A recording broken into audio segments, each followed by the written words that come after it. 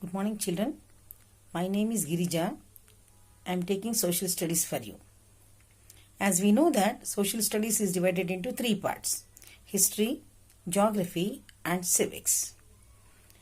In A standard, history is divided into two parts. That is part 1 and part 2. Okay.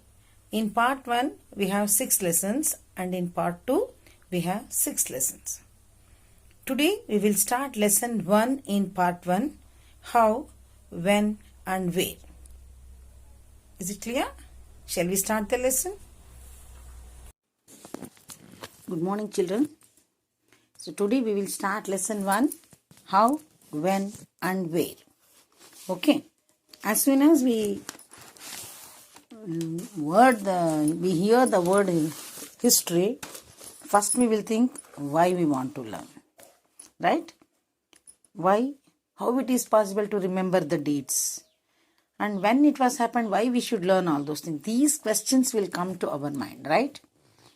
But we have to learn those things. If somebody will come and ask you about your past, how is your childhood, you are ready to tell, right? How can you say that? How can you remember the dates? In the same way, history is also very important to know the facts, what was happened. Is it clear? Shall we go to the lesson? Keep the textbook in front of you. Right? Shall we start? How important are dates? How important are dates? There was a time when historians were fascinated with dates.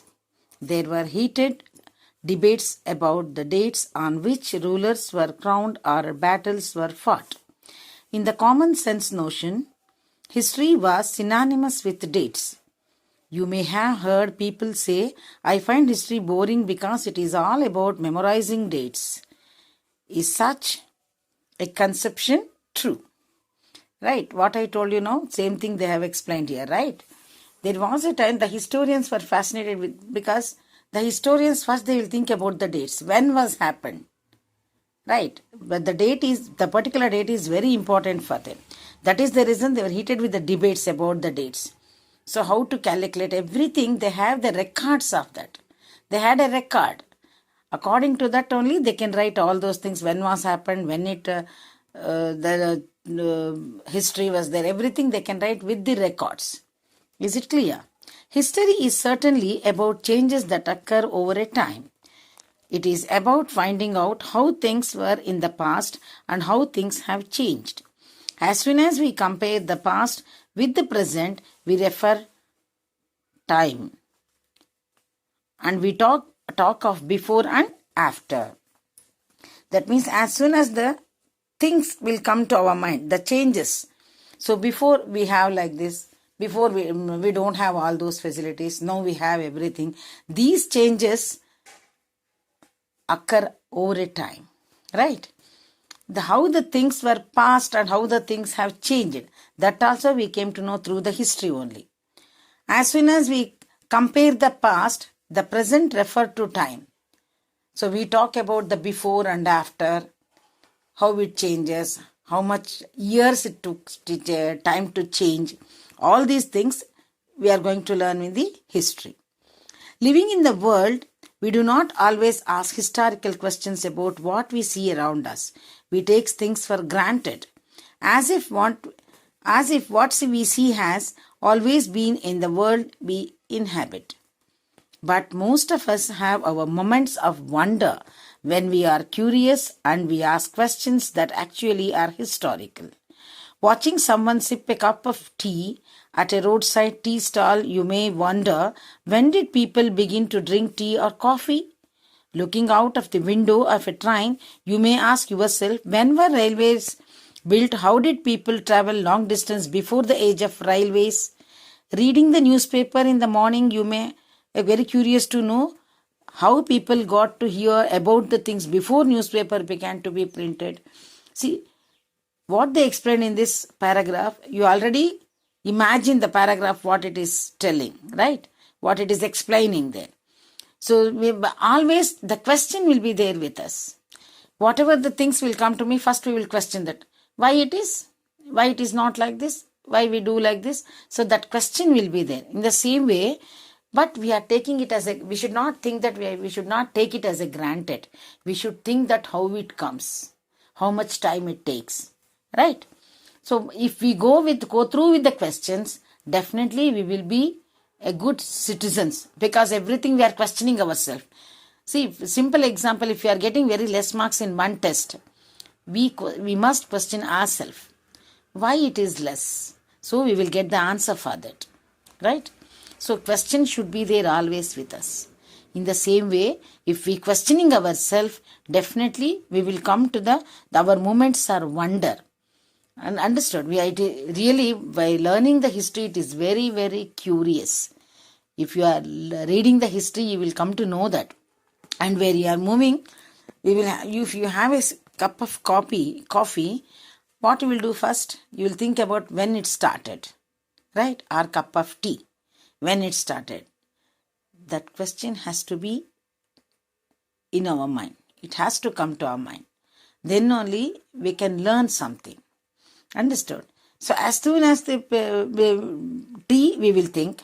And if we are moving out of with the train, while seeing when the engine was invented, how the people were moving from one place to another place, because they are not invented the train, we know that they don't have any aeroplanes or moving from one place, no facilities at all. How they were moving? These questions are there in our mind, but we can find the answers only in the history, right? And next, if we want everything is a question for us. So all these things, if you are reading the newspapers, what will happen? We know newspaper is there, WhatsApp is there, and news channels are there. We know what is happening in and around the world, we know, right? But in the olden days, how the people will know all those things? In the newspaper, before the newspaper printed? We don't know. These things we can learn through the history. Is it clear? Shall we go to next?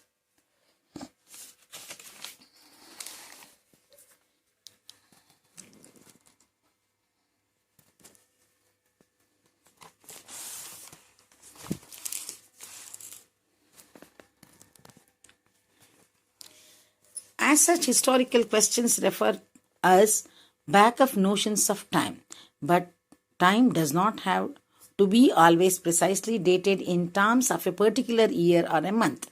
Sometimes it is actually incorrect to fix precise dates to process that happen over a period of time. People in India did not begin drinking tea one fine day. They developed a taste for it over a time. There can be no one clear date for a process such as this. Similarly, we cannot fix one single date on which British rule was established, or national movement started, or changes took place within the economy and society. All these things happen over a stretch of time. We can only refer to a span of time, an approximate period over which particular changes became visible. So what they explain in this paragraph is, the questions refer to back of notions of time. That means nobody knows the particular date or time. Approximate period. And approximately we can calculate that. In the same way that we are drinking tea, but we are not telling the particular date, this date only the tea was invented. No. We cannot say like that. There is no fixed date for that. Over a period of time, tea was invented, or tea was growing in our country. The people start drinking. All these things we can say approximately. In the same way, Britishers came to our country. We know that for trade they came. Afterwards they captured all over India, right? Or occupied all the places of our country, and then we fought for the freedom. Everything you know. But we cannot say we can't say that one, which date they came to our country, right?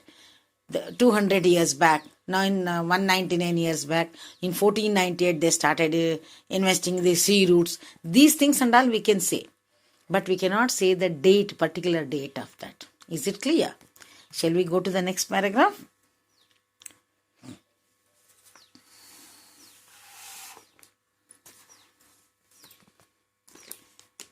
Why then do we continue to associate history with a string of dates? This association has a reason. There was a time when history was an account of battles and big events. It was about rulers and their policies. Historians wrote about the year a king was crowned, the year he married, the year he had child, the year he fought a particular war, the year he died, and the year next ruler succeeded to the throne. For events such as these, specific dates can be determined, and history such as these debates and dates continue to be important. We don't know when they came, that and all, we can't say the precise time for that. But when we are moving to the associate with the history with a string of dates, the history can account of battles and big events. How many battles were fought in this? Right?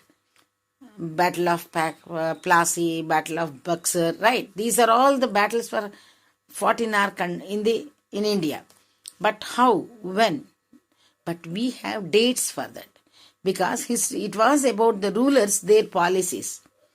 And the historians, what they did know, they wrote about the year king was born, the year king was married, the year king had a child, and the year king had captured the areas. These things, they are specific with their dates. Historians, they were very specific with these dates. Is it clear? Shall we go to the next? As you have seen in the history textbooks of the past 2 years, historians now write about a host of other issues and other questions. They look at how people earned their livelihood, what they produced and ate, how cities developed and markets came up, how kingdoms were formed and new ideas spread, and how culture and society changed. These things we can see in the textbooks. From past 2 years, the textbooks they are mentioned. They wrote about all these things, when how the markets came up, how the people earned their livelihoods, how they spread their ideas, how they spread their culture and society. All these things from past 2 years we can see in the historians as developed in their books. Is it clear?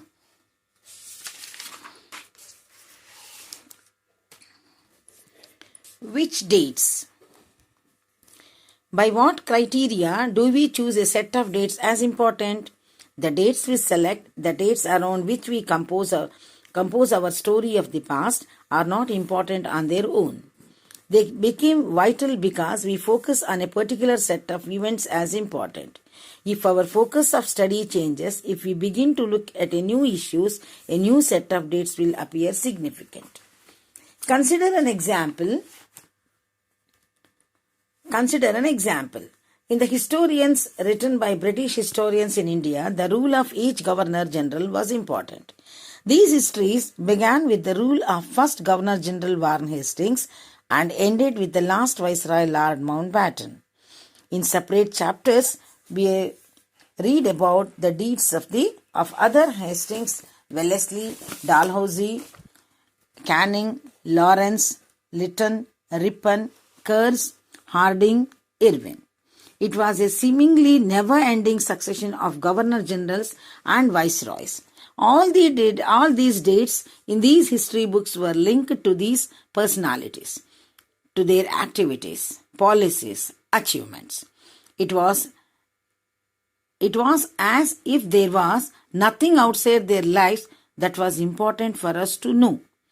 The chronology of their lives marked the different chapters of the history of British India. So what they explain in this is the criteria of choosing the set of dates is very important. Why it is important? Because when they compose our story to the past, that should be particular events was as important. The particular year that was very important. So if our focus is study changes, if we begin to look at new issues, new set of dates will appear significant. When we are going to the significance of the dates, definitely it is very important for us to know the dates. Consider an example. In the histories, historians written the British historians in India. we know that Britishers ruled us almost 200 years, 199 years, right? They rule, each governors was, the rule of the governors are very important. These historians began with the rule of first Governor General Warren Hastings. Warren Hastings was the first Governor General of India till the last Viceroy Lord Mountbatten. Understood? Lord Mountbatten, Hastings, Wellesley, all these Governor Generals and Viceroys, dates of their history were linked with their personalities. What they achieved, what their activity, what are the activities of them, what are the policies they implemented, what are the achievements. It was, if there was nothing outside their lives, it was very important for us to know, because all these personalities were interrelated to the dates. Understood? The chronology of their lives marked the different chapters of the history in British India. We are going to learn about all these things in the next chapters.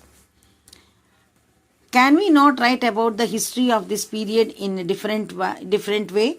How do we focus the activities of different groups of classes in Indian society within the format of this history of Governor Generals? See, once we are moving to the history, how do we get the different way? How do we say that he is different from the other? His activities are different from the another. Like this, we have to, how can we differentiate? Focus on activities of the different groups. That means the historians are focusing their activities. What changes was happened during his period? What changes were during his period? So they are focusing on the changes. That helps them to know the history, that formate the history of the Governor Generals. When we write a history or a story, we divide it into chapters. Okay, that we are going to learn in next chapters. All the Governor Generals, administration, activities, their achievements, policies, everything we are going to learn in future. Okay. Next, we move on to the how do we periodize. Okay. In 1817, James Mill, a Scottish economist and political philosopher, published a massive 3 volumes work, A History of British India. In this, he divided Indian history into 3 periods: Hindu, Muslim and British. This periodization came to be widely accepted. Can you think of any problems with this way of looking at Indian history? Why do we try to divide history into 2 different periods? We do so in an attempt to capture the characteristics of a time, its central features of their appear to us. So, the terms through which we periodize, that is, demarcate the difference between periods, become important. They reflect our ideas about the past. They show how we see the significance of the change from one period to the next. So what they are going to, James Mill, a Scottish economist and political philosopher, he published a massive 3 volumes of his work. He divided our Indian history into 3. That is Hindu, Muslim and British. Everybody was accepted this because in the Hindu period we know that some Hinduism was there. Next the Babur and Babur period have come, and next we are going to the British system. So we cannot divide the history into T, but he divided into 3. The 3 periods, that is Hindu, Muslim and British. It was widely accepted. But can you think any problem with this? Definitely we will get so many problems. How can we say that he is also encouraging the Hinduism, Hindu is also encouraging the Muslim? So there is no discrimination between us. How can we accept this, right? So, why do we try to divide history into different periods? Why we want to divide? Because the periods are different, that I can accept. Because one is the kings were there, the Vijayanagar Empire, then the Babur came. Next, like that only, our periods have changed, no doubt about that. But we cannot divide, we cannot differentiate those things. Because we do attempt the capture of characteristics of time, features they appear to us. The terms through the which periodize that demarcate the difference between the periods become important. So what they achieve in their particular time, particular period, what they achieve in that is very important. Instead of periodizing this history into three, we should think about the development of the achievement of their periods. Is it clear? Shall we go to next?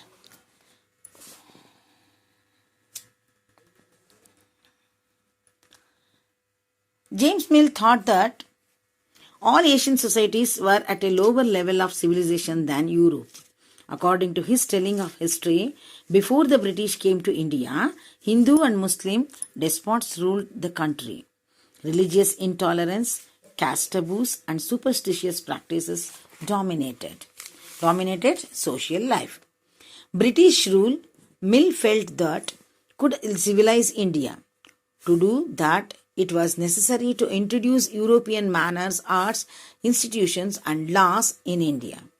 Mill in fact suggested that the British should conquer all the territories in India to ensure the enlightenment and happiness of the Indian people, for India was not capable of progress without the British help. See what Mill thought, that Asian societies were lower level of civilization than the Europe. He thought like that. So according to his telling stories, before the British came to India, Hindu, Muslim, they have some caste taboos were there. They are not accepting this. They don't have religious tolerance. These things were there. So they are very superstitious practices were there, and they are dominated social lives were there. So British rule, that Mill felt that British rule could civilize India. Only the British rule could civilize India.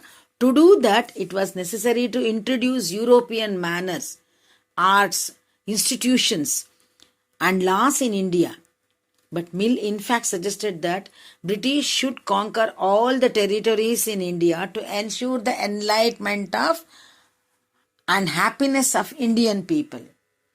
What he thought, that if the Britishers were not there in our country, we never used to be civilized, we never learn the art, we never start our institutions.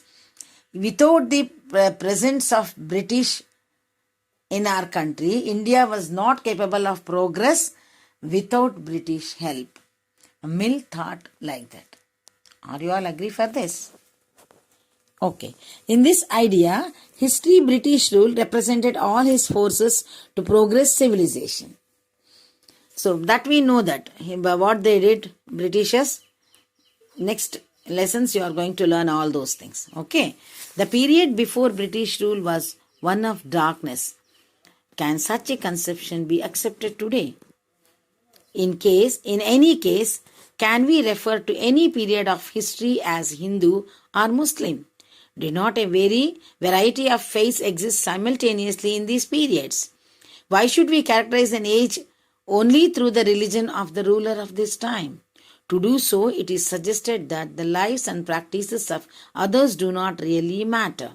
We should also remember that even rulers in ancient India did not all share the same faith. So what they are going to explain is the thoughts of the Indians. Understood? The idea of history, British rule represented all forces of progress and civilization. The period before was one darkness for us, it seems. They thought like that. Before the Britishers came to our country is become dark. So the period history, Hindu and Muslim, the variety of faiths, and simultaneously in this faiths were there. We faith in one God, they have a faith in another one. That was there. But we should age through the religion rulers in the time. That why should we characterize an age only through the religion of the rulers of the time? Only this age only, the Muslim age, the Hindu age, we cannot bifurcate like that. In every time, all the practices, it's really a matter for us. Because we remember that even rulers in ancient India did not all share with the same faith. Everybody is having their own faith and they are following the different religions. They believe in their religion. That was there from the long back only. So we cannot bifurcate with Hindu and Muslims. Moving away from British classification, historians have usually divided Indian history into ancient, medieval and modern. Okay.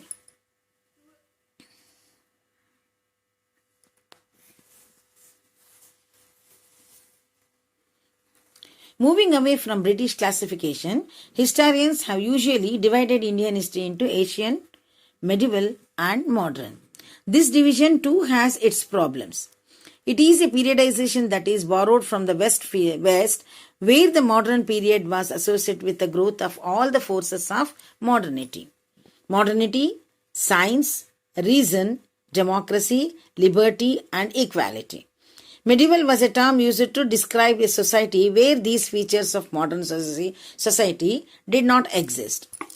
Can we uncritically accept this characterization of the modern period to describe the period of our study?